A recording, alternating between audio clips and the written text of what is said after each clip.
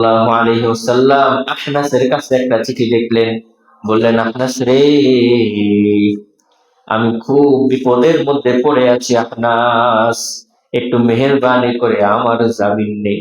আমি মক্কার মধ্যে প্রবেশ করব, আমাকে তুই একটুখানি পাহারা দে।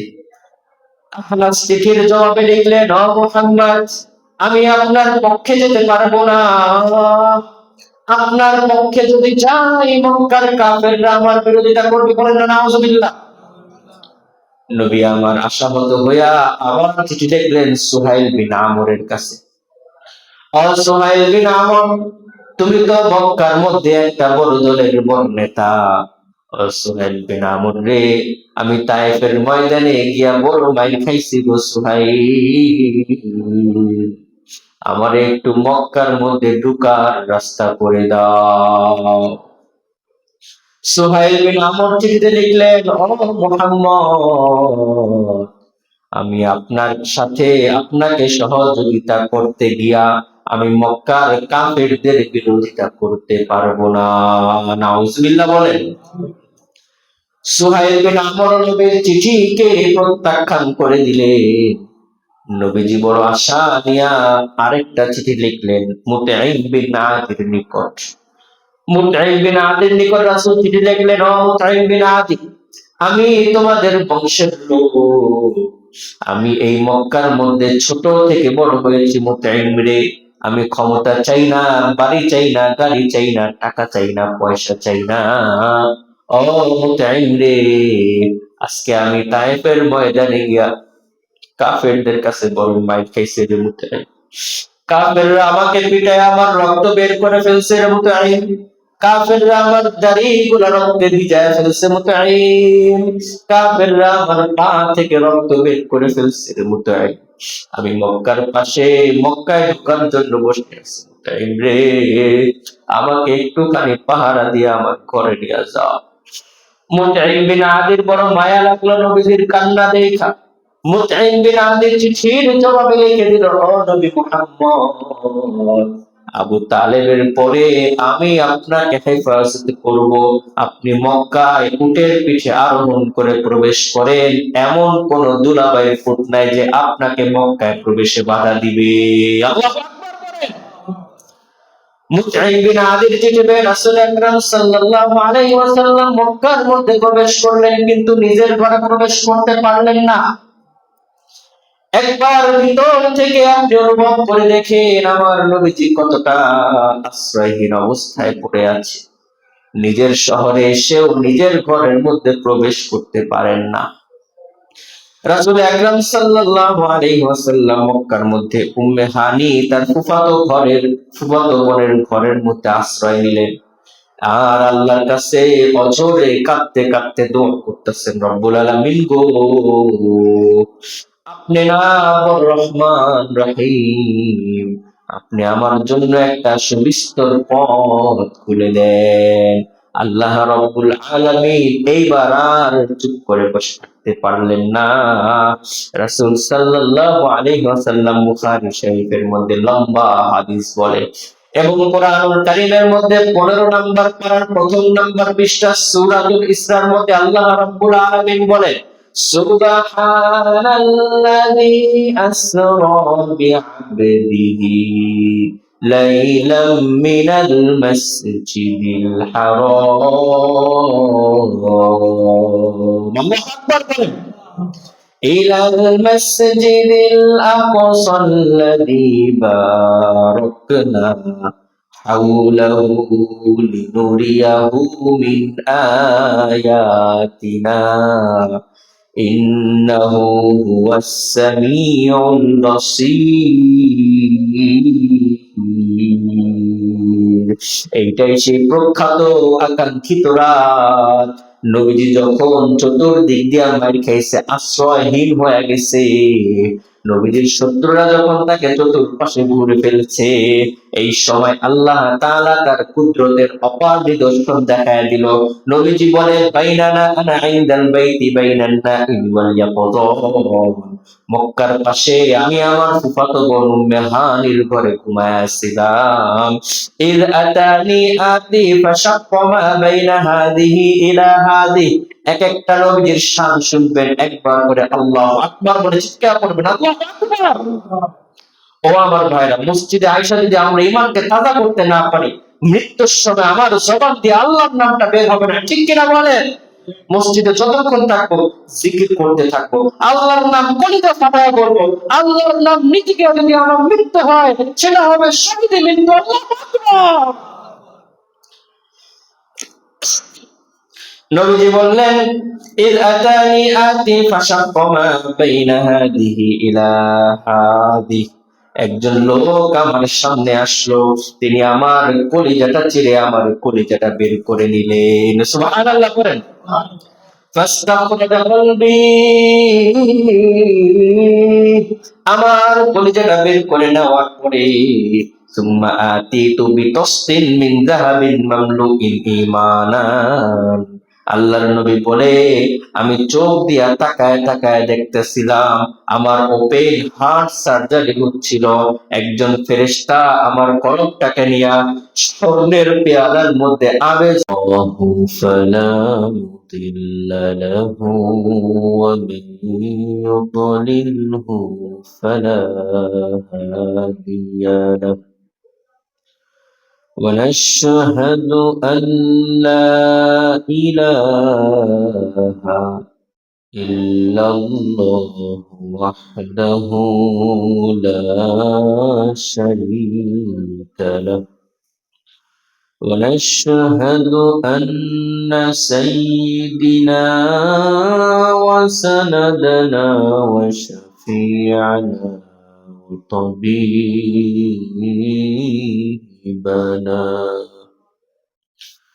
وقلوبنا وأرواحنا ومولانا محمدا عبده ورسوله. أما بعد فأعوذ بالله من الشيطان الرجيم. بسم الله الرحمن الرحيم. سبحان الذي أسرى بعبده ليلا من المسجد الحرام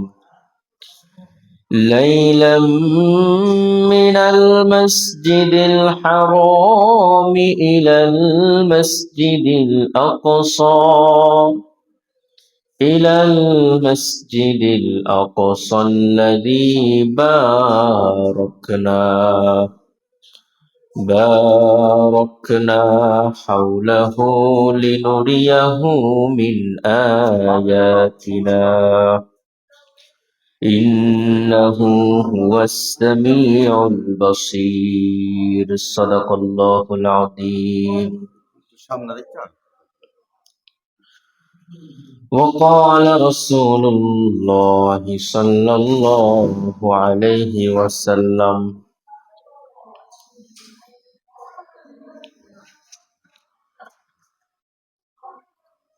وقال رسول الله صلى الله عليه وسلم أخلص دينك يكفيك العمل القليل. صدق الله العظيم.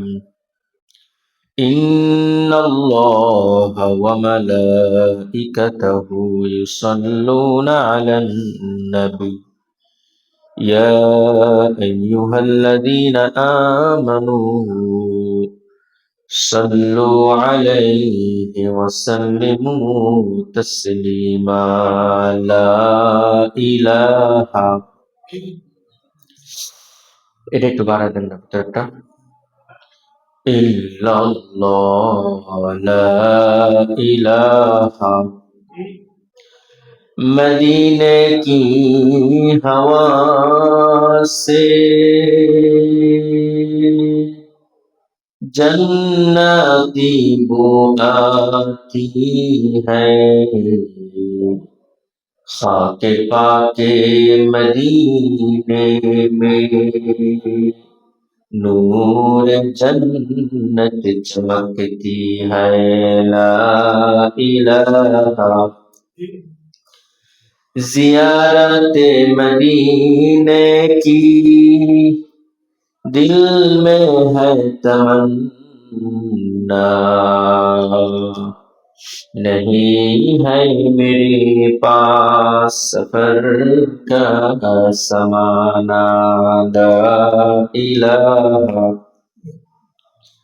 ला इलाहा بلغ العلا بكماله كشف الدجى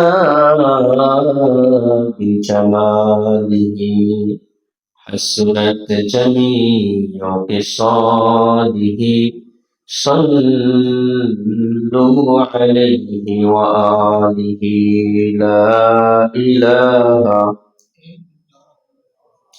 لا إله لا إله إلا الله محمد رسول الله صلى الله عليه وسلم হে রাসূল তোমায় ভালোবাসি অন্তরে শুধু মুখে নয় জান্নাতের আশায় নয় হে রাসূল জাহান্নাম কেউ ডরি না জান্নাতের আশায় নয় হে রাসূল জাহান্নাম কেউ ডরি না। আলহামদুলিল্লাহ, মহান রব্বুল আলামিনের আলিশান জাতে পাকের দরবারে অগণিত অসংখ্য সুজদায়ে কেরাম, যে মহান রব্বুল আলামিন তার কোটি কোটি বান্দাদের মধ্য থেকে বাছাই করে আমাকে আপনাকে আল্লাহর ঘর মসজিদে আয়েশা বসা এবং আমি অত্যন্ত নগণ্য বেআমল বেহাইসিয়ত বেকুদরতকে আল্লাহ রাব্বুল আলামিন দয়া করে মায়া করে ভিক্ষা দিয়ে আল্লাহর মসজিদে আসা বসা এবং তার রাসূলুল্লাহ সাল্লাল্লাহু আলাইহি ওয়াসাল্লামের পবিত্র জীবনী থেকে কিছু কথা বলার এবং তার কোরআন কারীম থেকে কিছু কথা বলার তৌফিক এবং সুবর্ণ সুযোগ আমাকে দান করেছেন। এই জন্য আমি সহ আমরা সকলে একবার দিল খুলে অন্তর খুলে হাসি মাখা মুখ নিয়ে আল্লাহর আরশ আকাশ বাতাসকে একত্রিত করে সমস্ত সৃষ্টিকুলকে সাক্ষী রেখে আল্লাহর কাছে আনন্দ চিত্তে শুকর গুজার করি আলহামদুলিল্লাহ। আমরা আরেকবার আনন্দ চিত্তে কলিজা থেকে শুকর গুজার করি আলহামদুলিল্লাহ। শুকর আদায় করলে নিয়ামত বাড়িয়ে দেয় একজন, তিনি কে? আরো জোরে বলি আল্লাহর নাম, তিনি কে? আল্লাহর নাম যতই লাগি ততই মধুর লাগে, ঠিক না বলেন? আল্লাহর নাম যতই নেই ততই কি লাগে? মধুর লাগে। পৃথিবীর মধ্যে আল্লাহ ছাড়া আমাদের কেউ নাই, আল্লাহ ছাড়া আমাদের আশ্রয় স্থল কেউ নাই, আল্লাহ ছাড়া আমাদেরকে জীবন দিতে পারে না কেউ, আল্লাহ ছাড়া আমাদেরকে মৃত্যু দিতে পারে না কেউ। আল্লাহ তাআলা আছেন বিধায় আমরা আছি। আল্লাহ তাআলা যদি না রাখতেন পৃথিবীতে এক সেকেন্ড বেঁচে থাকার কোনো সামর্থ্য আমাদের, আল্লাহ তাআলা আমাদেরকে বাঁচিয়ে রেখেছেন, হায়াতে রেখেছেন, সুস্থতায় রেখেছেন।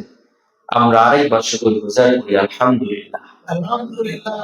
আজকের সংক্ষিপ্ত জুমার পূর্ব মুহূর্তে আমরা রাসূল করিম সাল্লাল্লাহু আলাইহি ওয়াসাল্লামের জীবনে ঘটে যাওয়া সবচাইতে আনন্দময় মুহূর্তের কথা আমরা আলোচনা করব। রাসূলের জীবনের সবচাইতে কষ্টের সময়টা গিয়েছিল আপনারা জানেন, যখন আমার আম্মা হযরতে খাদিজাতুল কুবরা রাদিয়াল্লাহু তাআলা ইন্তেকাল করে। আমার রাসূলের জীবন থেকে সমস্ত দুঃখ, সমস্ত সুখ যেন হারিয়ে গিয়েছে। শান্তির পায়রাটা যেন উড়ে উড়ে চলে গিয়েছে। আমার রাসূলের জীবনটা যেন বেদনা বিমূঢ় হয়ে গিয়েছে। ঠিক ওই মুহূর্তে আমার রাসূল সাল্লাল্লাহু আলাইহি ওয়াসাল্লাম মক্কা থেকে বহু দূরে, বহু দূরে একটু দিলটা শান্তির জন্য বুক ভরা আশা, দিল ভরা তামান্না নিয়া আমার রাসূল মক্কা থেকে বহু দূরে তায়েফের ময়দানে গমন করলেন। আমার রাসূলের মনের তামান্না ছিল তায়েফের যুবকরা হয়তো আমাকে একটুখানি আশ্রয় দেবে, আমার কথাগুলা তারা হয়তো বা মেনে নিবে। যদি আমার কথাগুলা মেনে নাও নেয়, হয়তো বা আমাকে থাকার জন্য একটা ঘর দিয়া দিবে। আল্লাহ রাসূল সাল্লাল্লাহু আলাইহি ওয়াসাল্লাম বুক ভরা বেদনা, দিল ভরা তামান্না নিয়ে তায়েফের ময়দানে গমন করলেন। সঙ্গে একজন সাহাবীকে সাথে নিলেন, যার নাম যায়েদ বিন হারিসা রাদিয়াল্লাহু তাআলা আনহু।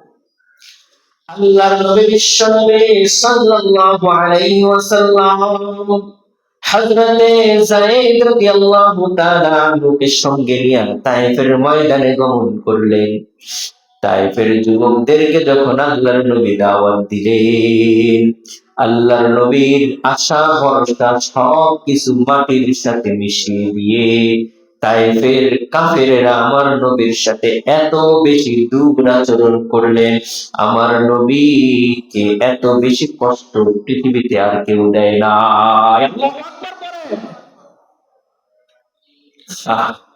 যে নবীর গায়ের উপরে মাছি পড়তো না, যে নবীকে মেঘ ছায়া দিত, যে নবীকে দেখার সাথে সাথে গাছ কথা বলে উঠছে, আসসালামু আসসালামু আলাইকা ইয়া রাসূলুল্লাহ।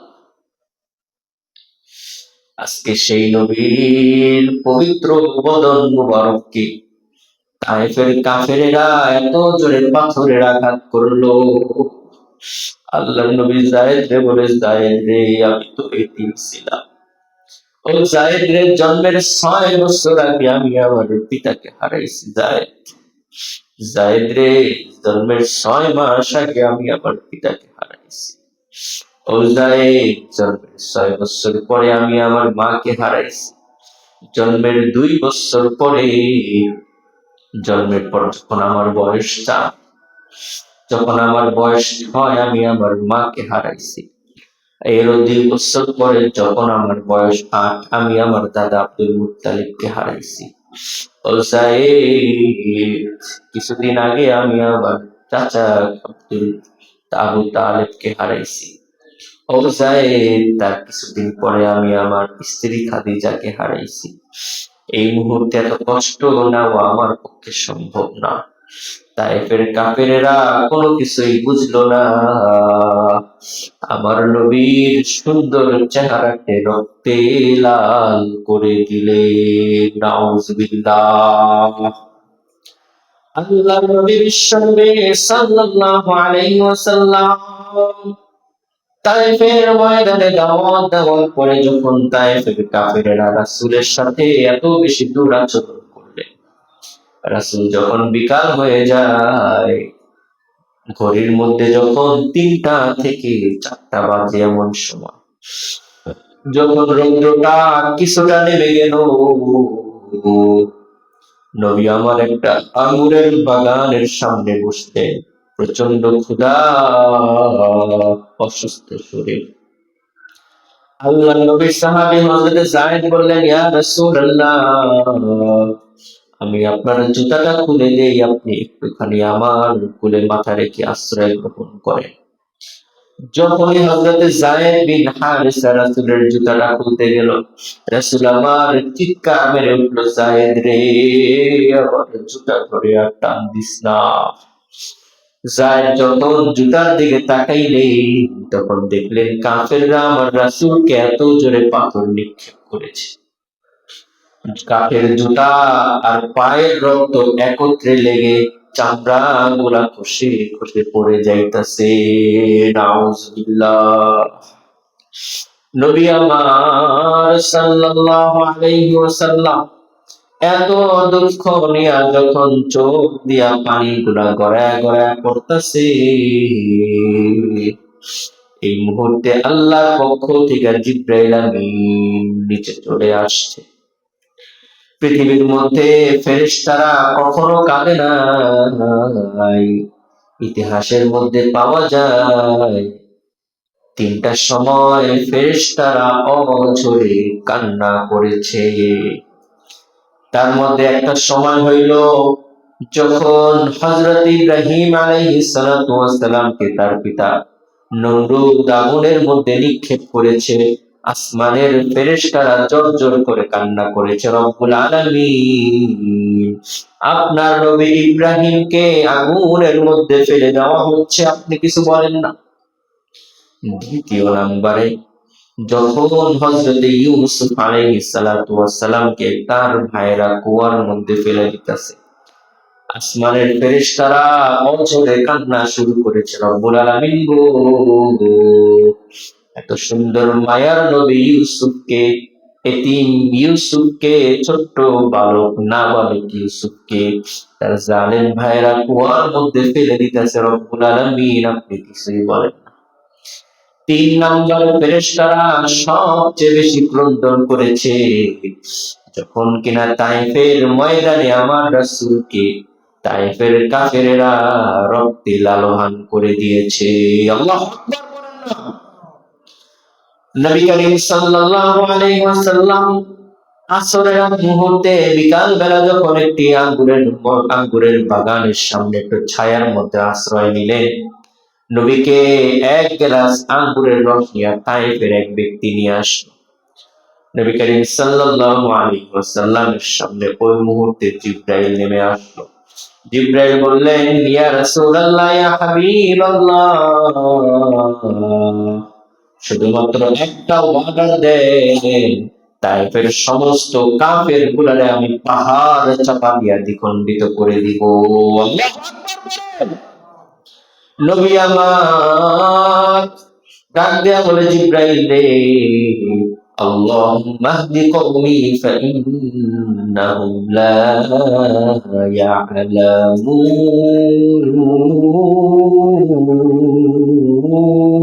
আল্লাহু আকবার বলেন। নবী সাল্লাল্লাহু আলাইহি ওয়াসাল্লাম সবচেয়ে বেশি ধৈর্যের পরিচয় দিয়েছেন তাইফের ময়দানে। নবীজি বললেন, ও জিবরাইল,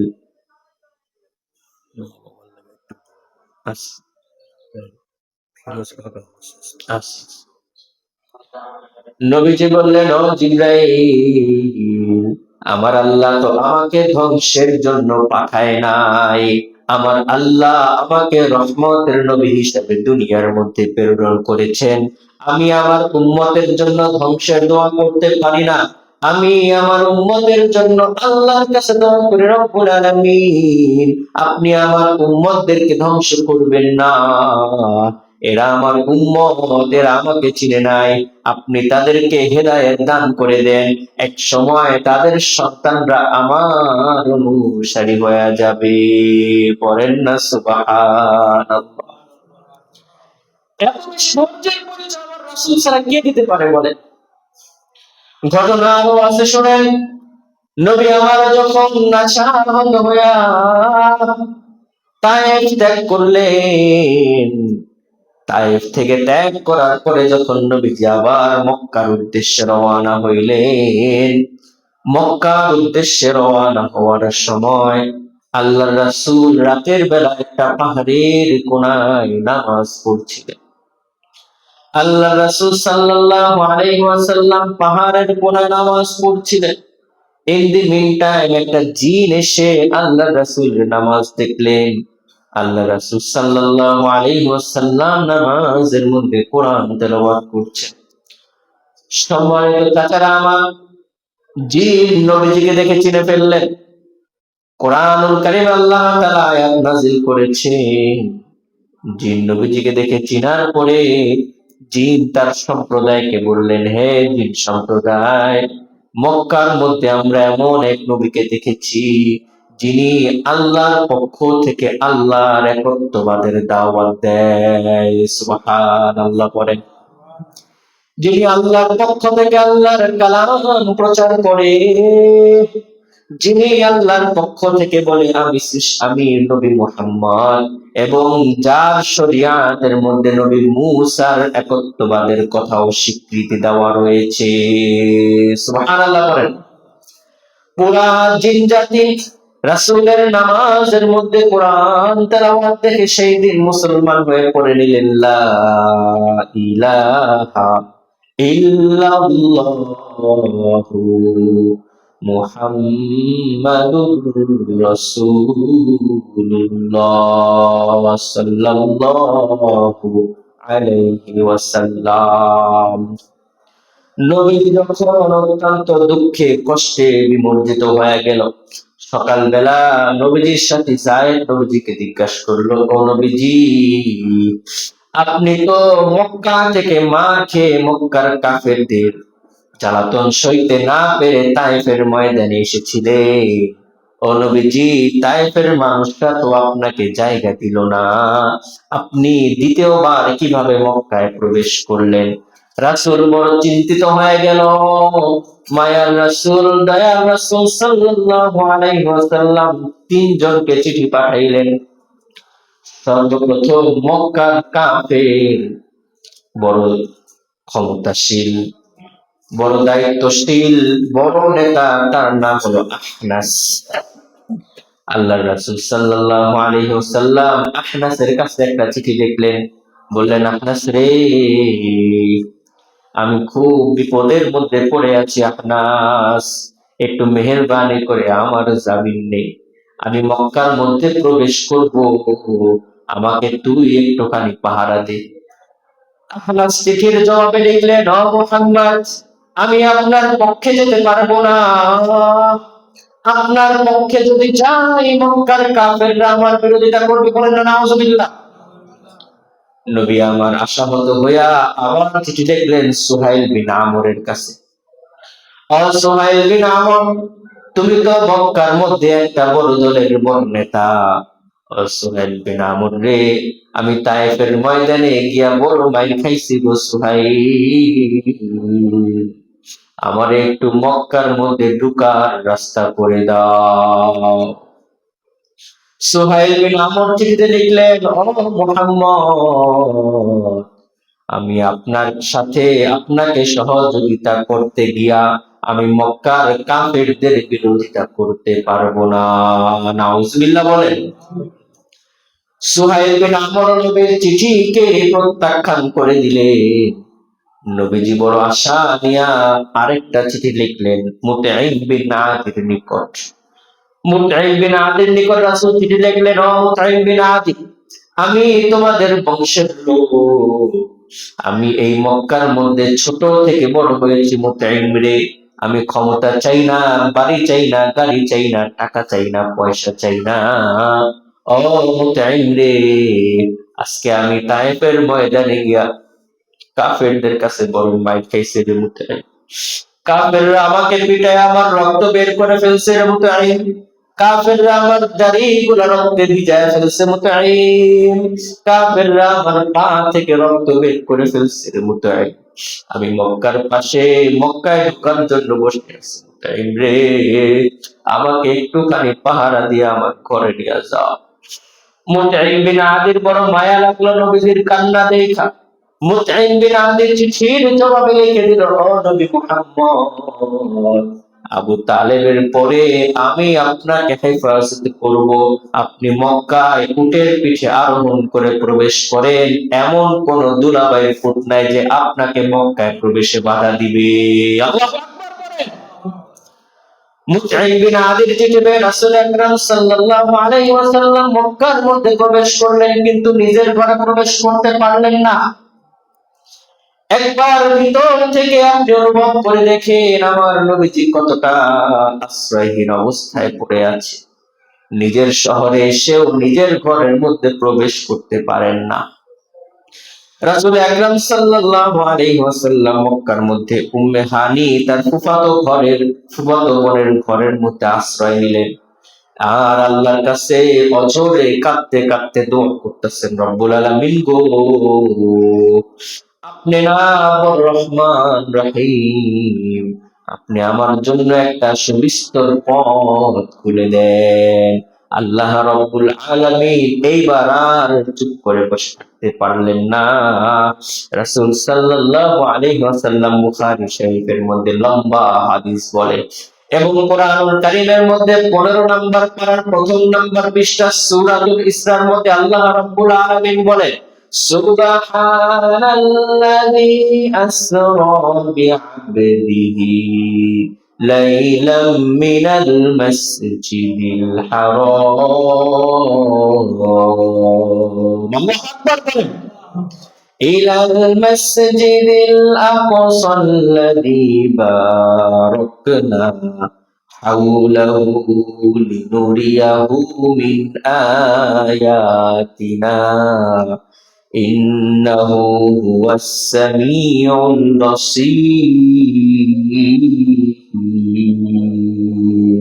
এইটাই সেই প্রখ্যাত আকাঙ্ক্ষিত রাত, নবীজি যখন চতুর্দিক দিয়ে মার খাইছে, আশ্রয়হীন হয়ে গেছে, নবীজির শত্রুরা যখন তাকে চতুর্পাশে ঘুরে ফেলছে, এই সময় আল্লাহ তাআলা তার কুদরতের অপার নিদর্শন দেখায় দিল। নবীজি বলে, বাইনানা আনা ইনদাল বাইতি বাইনান নাইম ওয়াল ইয়াকযান, মক্কার পাশে আমি আমার ফুফাতো বোন উম্মে হানির ঘরে ঘুমায় আছিলাম। ইয আতানি আতি ফাশাক্কা মা বাইনা হাদিহি ইলা হাদিহি, এক একটা নবীজির শান শুনবেন, একবার করে আল্লাহু আকবার বলে চিৎকার করবেন, আল্লাহু আকবার। ও আমার ভাইরা, মসজিদে আয়েশা যদি আমরা ঈমানকে তাজা করতে না পারি, মৃত্যুর সময় আমার জবান দিয়ে আল্লাহর নামটা বের হবে না, ঠিক কিনা বলেন?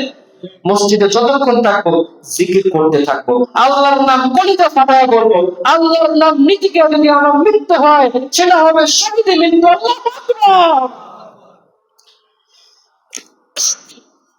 নবীজি বললেন, ইয আতানি আতি ফাশাক্কা মা বাইনা হাদিহি ইলা হাদিহি, একজন লোক আমার সামনে আসলো, তিনি আমার কলিজাটা চিরে আমার কলিজাটা বের করে নিলেন। সুবহানাল্লাহ করেন। ফাস্তাখরাজা কলবি, আমার কলিজাটা বের করে নেওয়ার পরে সুম্মা আতিতু বিতাসতিন মিন যাহাবিন মামলুইন ঈমানান, আল্লাহর নবী বলে, আমি চোখ দিয়া তাকায় তাকায় দেখতেছিলাম, আমার ওপেন হার্ট সার্জারি হচ্ছিল, একজন ফেরেশতা আমার কলবটাকে নিয়া স্বর্ণের পেয়ালার মধ্যে আবে জমজম এবং আবে কাউসারের পানির মধ্যে আমার কলিজাটা ধুইয়া পরিষ্কার করলো। সুবহানাল্লাহ বলেন না? সুবহানাল্লাহ জোরে পড়তে হবে। আল্লাহ নবী সাল্লাল্লাহু আলাইহি ওয়াসাল্লাম বললেন, ফাউসিলা কলবি সুম্মা হুশিয়া সুম্মা উঈদা ফি মাকানিহি, ফেরেশতা জিবরাইল আমার কলিজাটা বের করে অত্যন্ত সুন্দর করে ধুয়ে পরিষ্কার করে আবার আমার কলিজাটাকে জায়গায় স্থাপন করে দিলেন। সুবহানাল্লাহ বলেন। ইয়াদউ খুফফাহু ইনদা মুনতাহা তরফিহি, এরপরে আল্লাহ রাসূল সাল্লাল্লাহু আলাইহি ওয়াসাল্লাম বলেন, আমি একটা বুরাক দেখতে পাইলাম, যে বুরাকের নজর যেখানে পড়ে সেই বুরাকের পা সেইখানে পড়ে যায়। সুবহানাল্লাহ বলেন। রাসূল সাল্লাল্লাহু আলাইহি ওয়াসাল্লাম বলেন, ফারাব্বাতু হাত্তা আতাইতু বাইতাল মাকদিসি, রাসূল সাল্লাল্লাহু আলাইহি ওয়াসাল্লাম বলে, বুরাক মক্কা থেকে নিয়া আমাকে বাইতুল মাকদিস পর্যন্ত নিয়ে গেল। সুবহানাল্লাহ বলেন। হযরত রাসূল আকরাম সাল্লাল্লাহু আলাইহি ওয়াসাল্লাম বাইতুল মাকদিসে গেলেন। বাইতুল মাকদিসে যাওয়ার পর রাসূল সাল্লাল্লাহু আলাইহি ওয়াসাল্লাম তার বুরাকটাকে সেইখানে বাঁধলেন যেখানে পূর্বের সমস্ত নবীগণ যেখানে তার বুরাকগুলাকে বেঁধেছে। সুবহানাল্লাহ বলেন। ও মুসলমান, বাইতুল মাকদিস ফিলিস্তিনের জমিন আমাদের জন্য আদর্শ। আল্লাহু আকবার বলেন। ফিলিস্তিনের জমিন আমাদের জন্য উত্তম আদর্শ। ফিলিস্তিনের জমিন আমাদের সম্পদ। এই জন্যই তো পৃথিবীর সমস্ত মুরতাদ বেঈমান ইসরায়েলি হানাদার ফিলিস্তিনের জমিনের উপরে রক্তচক্ষু দেখায় দেয়। নাউজুবিল্লাহ বলেন। এর কারণ হলো ফিলিস্তিনের মধ্যে আমার নবী মক্কা থেকে নিয়ে ফিলিস্তিনের জমিনের মধ্যে কুদরতি বোরাকে আরোহণ করিয়া গিয়েছে। এর দ্বারাই বোঝা যায় আল্লাহ তাআলা আমাদেরকে মেসেজ দেয়, তোমাদেরকেও অতি শীঘ্রই ফিলিস্তিনের জমিনের মধ্যে যাওয়া লাগবে। আল্লাহু আকবার বলেন। ফিলিস্তিনের জমিনে আল্লাহ তাআলা রাসূলকে কেন নিলেন? আল্লাহ তাআলা মেসেজ দেয় যে ফিলিস্তিনের জমিনে আমি তোমাদের নবীকে নিয়েছি, তোমাদেরকেও ফিলিস্তিনের জমিনে অতি সত্বর যাওয়া লাগবে। বিকজ অফ ফিলিস্তিনের জমিন মুসলমানদের জমিন, ফিলিস্তিনের জমিন নবীদের জমিন, ফিলিস্তিনের জমিনের মধ্যে হাজার হাজার শত শত নবী এবং সাহাবীদের কবর ফিলিস্তিনের জমিনের মধ্যে রয়েছে। আল্লাহু আকবার বলেন। এই জন্য দেখেন সমস্ত কাফের ইসরায়েলি হানাদারদের চোখ ওই ফিলিস্তিনের উপরে। বিশ্বের মধ্যে কিন্তু বড় লোক দেশ আরো অনেক আছে, আমেরিকার চোখ কারো উপরে পড়ে না, ফিলিস্তিনের উপরে পড়েছে। আর আমাদের মুসলমানরা ফিলিস্তিনের ইতিহাস জানে না। নবী আইয়ুব আলাইহিস সালাম ফিলিস্তিন, নবী ইউনূস ফিলিস্তিন, নবী ইয়াকুব ফিলিস্তিন, নবী ইউসুফ ফিলিস্তিন, নবী সুলাইমান ফিলিস্তিন, শত শত নবী মূসা ফিলিস্তিন, নবী শুআয়ব ফিলিস্তিন, নবী ইয়াকুব ফিলিস্তিন, শত শত নবীকে আল্লাহ তাআলা এই ফিলিস্তিনের জমিনের মধ্যে একত্রিত করেছে। কিন্তু আমার নবী যেহেতু ফিলিস্তিনে আসেন নাই, মক্কা আরবের মধ্যে এসেছে, আমার নবীকে আল্লাহ রাব্বুল আলামিন মেরাজের রাত্রে ফিলিস্তিনের মধ্যে আইনা ফিলিস্তিনের জমিনকে আরশে মুআল্লার এয়ারপোর্ট বানায়া আমার আল্লাহ তাআলা ফিলিস্তিন থেকে সোজা আমার নবী সাল্লাল্লাহু আলাইহি ওয়াসাল্লামকে আরশের মধ্যে নিয়ে গেছে। আল্লাহু আকবার বলেন। আপনারা ইঙ্গিত বুঝেন যে আল্লাহ তাআলা কি ইঙ্গিত করে।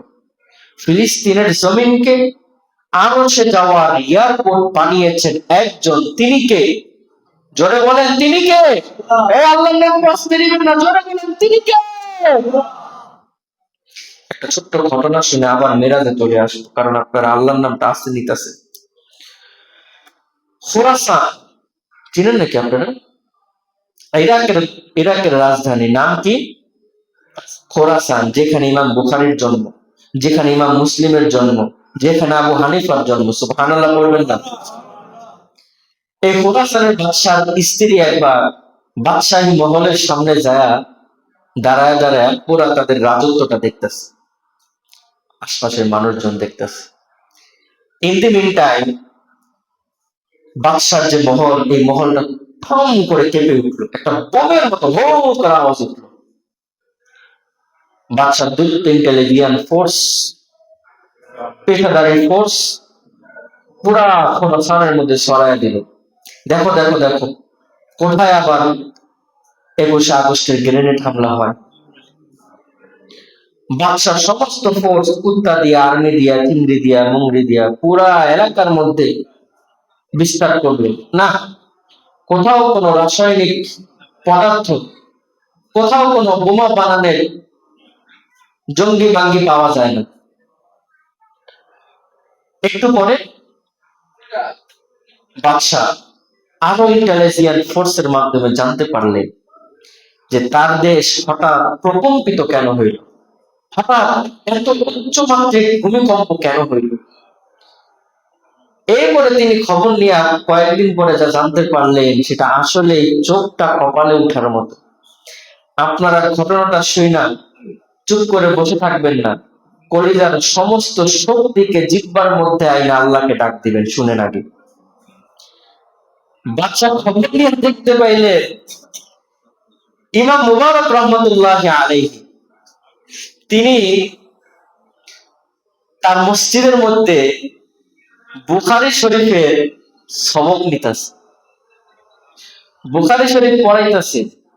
এমন টাইমে ইমাম মুবারক রহমতুল্লাহ আলাইহি একজন মোল্লা, মাথায় টুপি আর পরনে লুঙ্গি, সামনে কয়টা পোলাপান নিয়ে হাদিসের কিতাব পড়াইতেছে। এখন তো হাদিসের কিতাবে লক্ষ লক্ষ হাজার হাজার ছাত্র হয়, তখন এমন ছিল না। কোনো এক গাছের নিচে বা কোনো এক পুকুর পাড়ে বা যেখানে একটুখানি আলো বাতাস পাইছে ওইখানে বৈশা পোলাবানদেরকে নিয়ে বোখারি শরীফ পড়াইতেছে। ইন দি মিন টাইম হুজুরের হাসি আসছে, হাসি। হুজুর একটা হাসি দিছে, হাসি দেওয়ার সাথে সাথে তার যে ছাত্ররা আছে তারা যে আলহামদুলিল্লাহ করে চিৎকার দিছে, এই আলহামদুলিল্লাহ চিৎকারে খোরাসানের পুরা শহর প্রকম্পিত হয়ে গেছে। আল্লাহু আকবার করে। এইবার খোরাসানের বাদশার স্ত্রী কয়, বাদশাহ আপনি হইলেন নামের রাজা, কামের রাজা তো ওই হুজুর। আল্লাহু আকবার করে। আরে হুজুরের হাসি দিলে ছাত্ররা যেন আলহামদুলিল্লাহ কয়, বাদশার শহরটাই বাজায়। এইবার বুঝে এবার হুজুররা যদি লুঙ্গি আর পাগড়িকে মাথায় বাঁধে, আপনার রাজত্ব এক সেকেন্ড টিকবে না। ঠিক কি বলেন? আল্লাহু আকবার। আপনাদেরকে বলতেছিলাম যে হুজুরের হাসির আলহামদুলিল্লাহ শব্দে গোটা দেশ প্রকম্পিত হয়ে যায়। ওই হুজুররা যদি নারায়ে তাকবীরের স্লোগান দেয়, এই দেশে কোনো নাস্তিক মুরতাদ এক সেকেন্ড বেঁচে থাকার শক্তি পাবে না। ঠিক কিনা বল? আপনাদেরকে মেরাজের কাহিনীতে নিয়ে যাব, তারপরে আপনাদেরকে স্লোগান টোলোগান যা দেওয়ার দিব আর কি। শুনেন মেরাজের কাহিনীটা শুনেন। আমরা আমরা গিয়েছিলাম ফিলিস্তিন পর্যন্ত। সেখানে আপনাদেরকে জানিয়েছিলাম যে ফিলিস্তিনের জমিনের কথা আপনারা কিন্তু ভুলবেন না।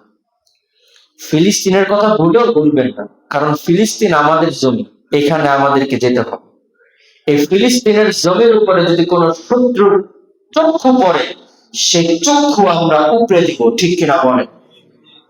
এইবার শুনে, আল্লাহ নবীকে মেরাজে নেওয়ার ক্ষেত্রে এয়ারপোর্ট বানাইলেন কোন দেশকে? বলেন বলেন বলেন। ফিলিস্তিনকে। তাহলে ফিলিস্তিন হলো আল্লাহর আরশে যাওয়ার এয়ারপোর্ট। সুবহানাল্লাহ বলেন। একটা দেশের মধ্যে সবচেয়ে দামি জায়গা কোনটা? এয়ারপোর্ট। একটা দেশের মধ্যে সবচেয়ে দামি জায়গা কোনটা? এয়ারপোর্ট। এয়ারপোর্ট সবচেয়ে দামি জায়গা। তাহলে পুরো পৃথিবীর মধ্যে সবচেয়ে দামি জায়গা এখন কোনটা? তাহলে ফিলিস্তিন। কারণ ওইখানে কি আছে? আল্লাহ ওই জায়গাটাকে আরশে যাওয়ার এয়ারপোর্ট বানাইছে। এবার শুনেন, আল্লাহ রাসূল সাল্লাল্লাহু আলাইহি ওয়াসাল্লাম বলে, সুম্মা দাখালতাল মাসজিদা ফাসাল্লাইতা ফি রাকাতাইন। আল্লাহর নবীকে শুধু ফিলিস্তিনে নেই নাই, ফিলিস্তিনের মধ্যে নিয়া আমার আল্লাহ রব্বুল আলামিন রাসূল সাল্লাল্লাহু আলাইহি ওয়াসাল্লামকে 2 রাকাত নামাজ পড়াইলেন। সুবহানাল্লাহ বলুন। আর একটু জোরে বলেন সুবহানাল্লাহ। এবার শুনেন, আল্লাহ রাসূল সাল্লাল্লাহু আলাইহি ওয়াসাল্লাম বলেন, আমাকে শুধু নামাজ পড়ানো হয় নাই, ওই বাইতুল মুকাদ্দাস মসজিদের মধ্যে আল্লাহ তাআলা ওই দিন সমস্ত নবীদেরকে একত্রিত করেছেন। কি মেসেজ পাইতেছেন বলেন তো? ইসলামের সার নির্যাস বাইতুল মুকাদ্দাসের ফিলিস্তিন। সমস্ত নবীরা ওইখানে একত্রিত হয়েছে, সমস্ত নবীদের মিলন মেলা হয়েছে, সমস্ত নবীদের পদধূলির বরকতে ফিলিস্তিনকে আল্লাহ রাব্বুল আলামিন বরকতের পূর্ণভূমি আখ্যায়িত করেছে। আল্লাহু আকবার করেন। এই জন্য ফিলিস্তিনের উপরে দখলদার ইসরায়েলের হাত। এটা কোনো সাধারণ জমি নয়, এটা সমস্ত নবীদের আগমন, মিলন মেলা এবং আমার নবীর নামাজ পড়ানোর স্থান। আল্লাহু আকবার। এইবার শুনেন, খেলা শুরু। নবীজি সাল্লাল্লাহু আলাইহি ওয়াসাল্লামকে আল্লাহ তাআলা আদেশ দিলেন, নবী গো, আজকে ফিলিস্তিন সমস্ত নবীদের সামনে নামাজ পড়াবেন আপনি। আল্লাহু আকবার বলেন। নবীজির শান দেখছেন নাকি? সমস্ত নবীরা আমার রাসূলের আগে দুনিয়ার মধ্যে এসেছে এবং চলে গিয়েছে। আল্লাহ রাসূল সাল্লাল্লাহু আলাইহি ওয়াসাল্লামকে আল্লাহ রাব্বুল আলামিন রূহানি ভাবে সমস্ত নবীদের নবী বানিয়েছিলেন।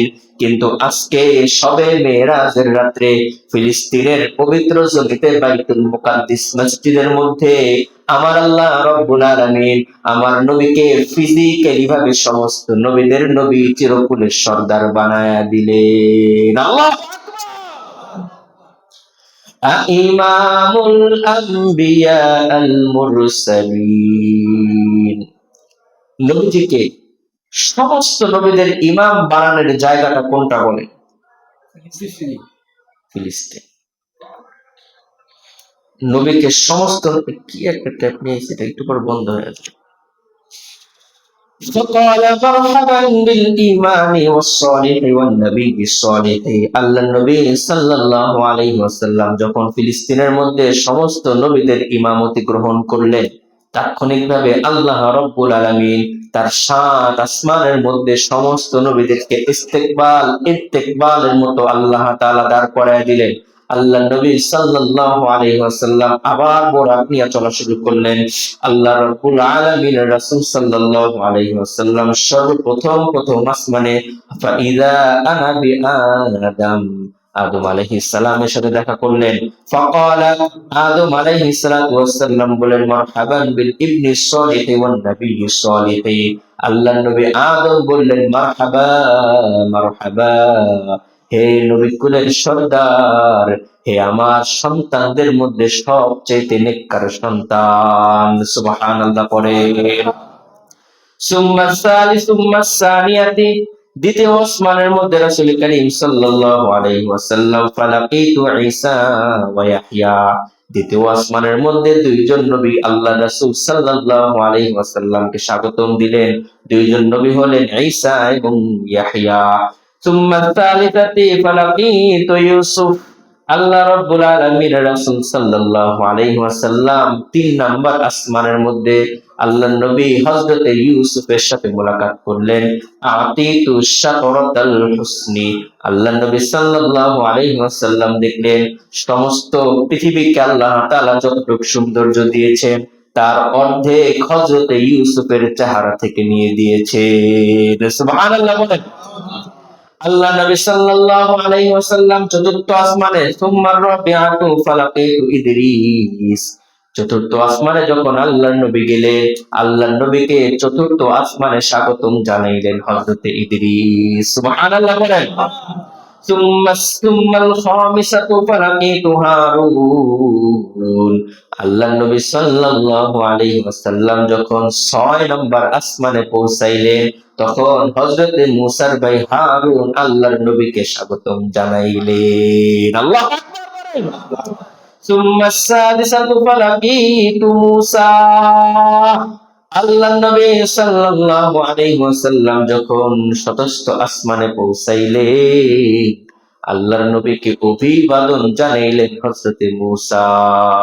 আল্লাহর নবী যখন এর উপরে সুম্মাসাবিআতু ফালাকিতু ইব্রাহিম, আল্লাহর নবী যখন আল্লাহ তাআলার আসমানে পৌঁছাইলেন, ওইখানে আল্লাহর নবীকে অভিবাদন জানাইলেন হযরত ইব্রাহিম। আল্লাহু আকবার করেন। আপনারা আগে থেকেই জানেন আমাদের যে সমস্ত সন্তানগুলা বালক অবস্থায় মারা যায়, ছোট্ট অবস্থায় মারা যায়, তাদেরকে আল্লাহ রাব্বুল আলামিন হযরত ইব্রাহিমের মাদ্রাসা বাইতুল মামুরের মধ্যে ভর্তি করায় দেন।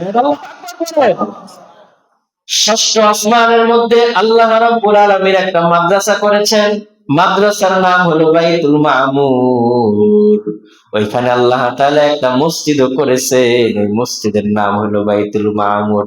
ওই মসজিদের ইমাম এবং ওই মসজিদের সমস্ত দায়িত্ব আল্লাহ তাআলা দিয়েছেন হযরত ইব্রাহিম আলাইহিস সালামকে।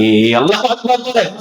হযরত ইব্রাহিম আলাইহিস সালামের প্রধান দায়িত্ব হলো যেই সমস্ত উম্মতে মুহাম্মাদের ছোট ছোট বাচ্চাগুলা ইন্তেকাল করে নেয়, হযরত ইব্রাহিম বাইতুল মামুরের মধ্যে আল্লাহর কাছ থেকে বেতন নিয়া ওই সন্তানগুলারে নুরানি কায়দা পড়ায় দেয়। সুতরাং নুরানি কায়দা পড়ানো ছোট কোনো কাজ নয়। মাদ্রাসা পরিচালনা করা ছোট কোনো কাজ নয়। মাদ্রাসার ছাত্রদেরকে আলিফ বাতাসা পড়ানো ছোট কোনো কাজ নয়।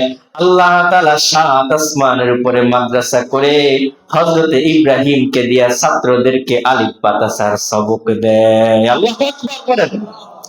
হযরত ইব্রাহিম আলাইহিস সালাতু ওয়াস সালামের সাথে যখন নবীজির দেখা হইল, হযরত ইব্রাহিম আলাইহিস সালাতু ওয়াস সালাম নবীজিকে বললেন, হে নবী, আপনি এতদিন আমার সন্তান ছিলেন, আজকে আপনি আমার ইমাম হয়ে গেলেন। সুবহানাল্লাহ বলেন। এরপরে সময় আসছে সিদরাতুল মুনতাহায় দেখা করা।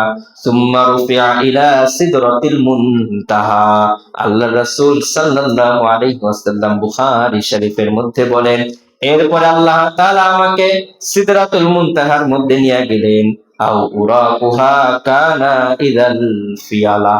আল্লাহ রাসূল বলে, সিদরাতুল মুনতাহা হলো একটা বড়ই গাছ। ওই বড়ই গাছের পাতাগুলো হইল কানা ইদা আলফিয়া। ওই সিদরাতুল মুনতাহা গাছের পাতাগুলা হাতির কানের সমান লম্বা। সুবহানাল্লাহ বলেন। আল্লাহ রাসূল বলে, জামারুহা কাল কিলাল। ওই সিদরাতুল মুনতাহা গাছের ফলগুলা হইল কলসের মতো বড়। ফাফারাদাল্লাহু আলাইয়া খামসিনা সলাওয়াত। मेराज के हमारा नबी सबअ समावात। मेराज के हमारा नबी सबअ समावात। नहीं भुलाया हमारा नबी हम गुनाहगार उम्मत। नहीं भुलाया हमारा नबी हम गुनाहगार उम्मत। अल्लाहु আকবার পড়েন। الحمد لمن قدر خيرا وخبلا। الحمد لمن قدر خيرا وخبلا والشكر لمن صور حسنا وجمالا